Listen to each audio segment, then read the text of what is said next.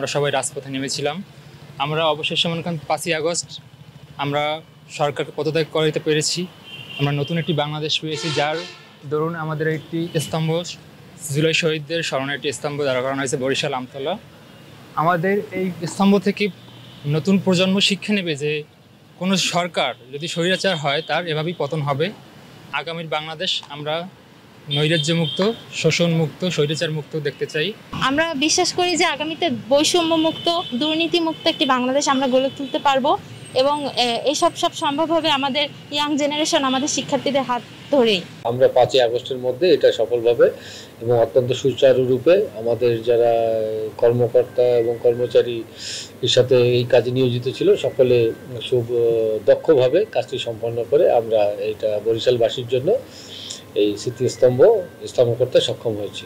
এবং রাতের বেলায় জানেন যে এই বরিশাল শহরের প্রবেশদ্বারে এবং অত্যন্ত চমৎকার লোকেশনে এটি স্থাপন করা হয়েছে। পিছনে আপনার একটা ওয়ালে গ্রাফিতি অঙ্কন করা হয়েছে জেলা প্রশাসনের মাধ্যমে।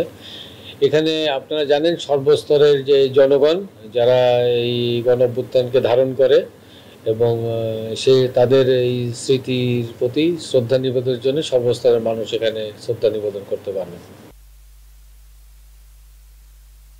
বান্ডেল থাকলে প্রতি সেনমানিতে টাকা বাঁচবে। বিকাশ সেনমানি বান্ডেল কিনে জিতুন প্রতি লেনদেনে।